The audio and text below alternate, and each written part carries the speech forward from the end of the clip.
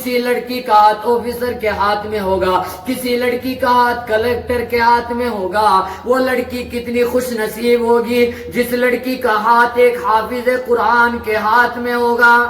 الحمد للہ نحمده ونستعینه ونستغفره ونؤمن به ونتوکل علیہ ونعوذ باللہ من شرور انفسنا ومن سیئات اعمالنا من يهده الله فلا مضل له ومن يضلله فلا هادي له ونشهد أن لا إله إلا الله وحده لا شريك له ونشهد أن سيدنا ومولانا محمد وبارك وسلم أما بعد فأعوذ بالله من الشيطان الرجيم بسم الله الرحمن الرحيم قال النبي صلى الله عليه وسلم خيركم من تعلم القرآن وعلمه أو كما قال عليه الصلاة والتسليم۔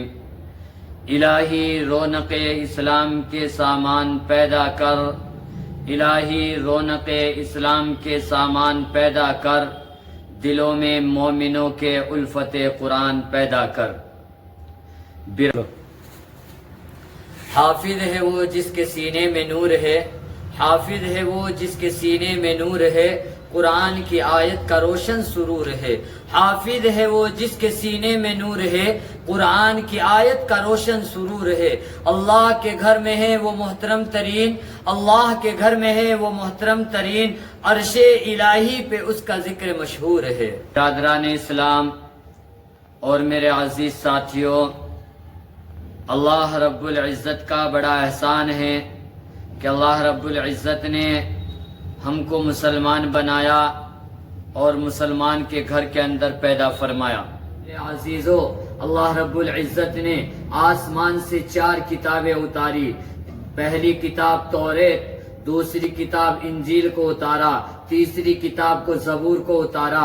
اسی طریقے سے اللہ تبارک و تعالی نے اپنے نبیوں پر صحیفوں کو نازل فرمایا، اور آخر النبی صلی اللہ علیہ وسلم پر اللہ تبارک و تعالی نے اس قرآن کریم کو نازل فرمایا۔ اور میرے عزیزو، اس کا ایک ایک حرف سچا ہے، اس کا زبر میں کوئی غلطی نہیں ہو سکتی، اس کے زیر میں کوئی غلطی نہیں ہے۔ اور میرے عزیزو، توریت آئی، اس کے اندر رد و بدل کر دی گئی۔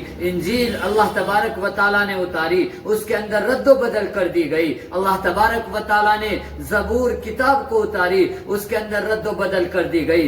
لیکن قرآن کریم ایک ایسی کتاب ہے، اللہ تبارک و تعالیٰ نے جب سے اس کو اتارا ہے اور آج تک، اور میرے عزیزو، اس کے اندر ذرہ برابر بھی تبدیلی نہیں آئی، اس کے زیر میں تبدیلی نہیں آئی، اس کے پیش میں تبدیلی نہیں آئی۔ اور میرے عزیزو، اس لیے کہ اللہ تبارک و تعالیٰ نے خود اس کی ذمہ داری کا وعدہ کیا ہے، خود اس لیے اللہ تبارک و تعالیٰ نے چھوٹے چھوٹے معصوم بچوں کو اس قرآن کو سینے میں اتار دیا۔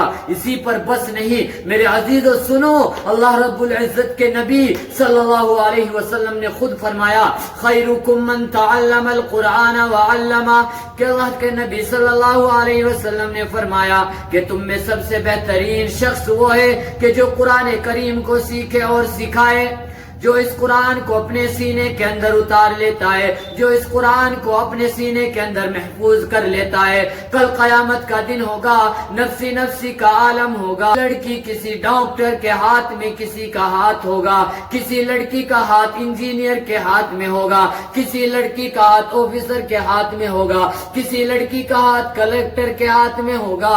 وہ لڑکی کتنی خوش نصیب ہوگی جس لڑکی کا ہاتھ ایک حافظ قرآن کے ہاتھ میں ہوگا۔ حافظ قرآن سے کہا جائے گا کہ جو قرآن کو پڑھتا جا اور جنت کے دروازوں پر چڑھتا جا۔ اور میرے عزیزوں، اللہ رب العزت فرمائے گا اس حافظ قرآن کی بدولت دیکھیے، اس حافظ قرآن کا یہ عالم ہوگا۔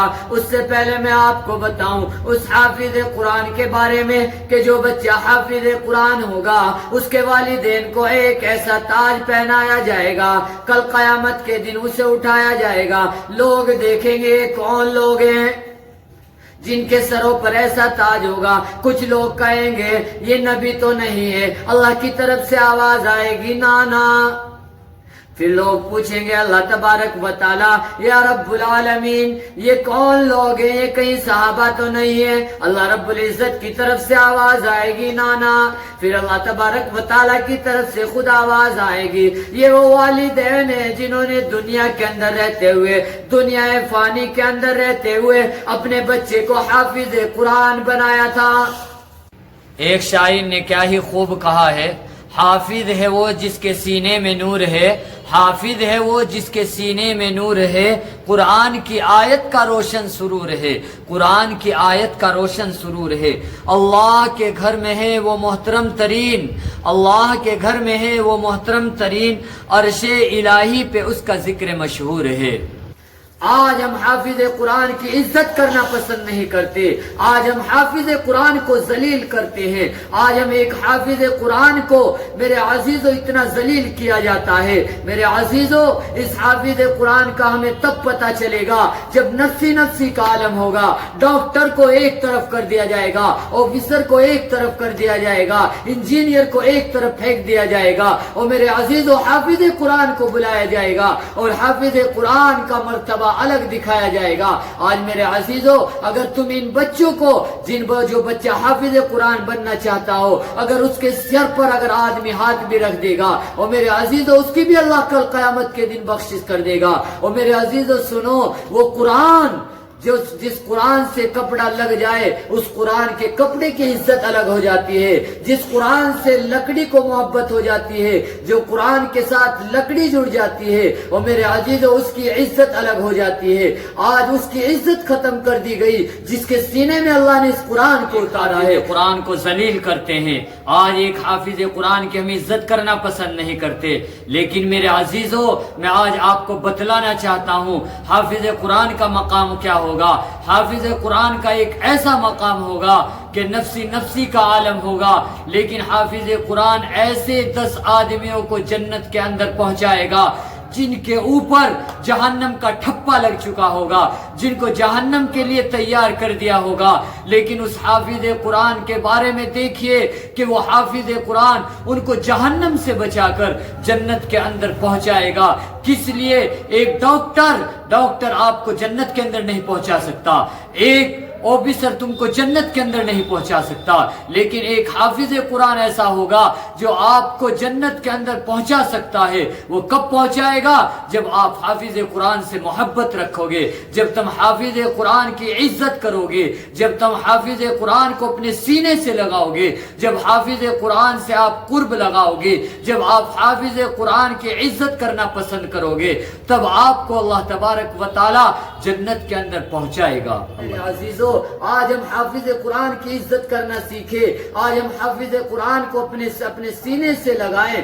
آج حافظ قرآن کو ہم میرے عزیز اس کو عزت دینا سیکھیں. اگر آپ حافظ قرآن کی عزت کریں گے، لوگ آپ کی عزت کریں گے. اللہ تبارک و تعالی ان کی عزت آپ کے دلوں میں اتار دے گا. اور میرے عزیزو اگر حافظ قرآن کی آپ عزت نہیں کرو گے، اللہ آپ کو رسوا کرے گا، اللہ آپ کو ذلیل کرے گا.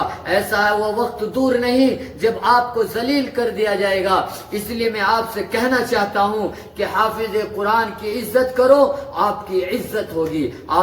ایک شاعر نے کیا ہی خوب کہا ہے، حافظ ہے وہ جس کے سینے میں نور ہے، حافظ ہے وہ جس کے سینے میں نور ہے، قرآن کی آیت کا روشن سرور ہے، قرآن کی آیت کا روشن سرور ہے. اللہ کے گھر میں ہے وہ محترم ترین، اللہ کے گھر میں ہے وہ محترم ترین، عرش الہی پہ اس کا ذکر مشہور ہے. آپ قرآن کریم سے محبت رکھو، آپ کی محبت ہوگی. مدرسوں کی عزت کرو، مدرسے میں پڑھانے والوں کی عزت کرو، عالم دین کی عزت کرو، علماء دین کو حق جانو. اللہ کہنے سے زیادہ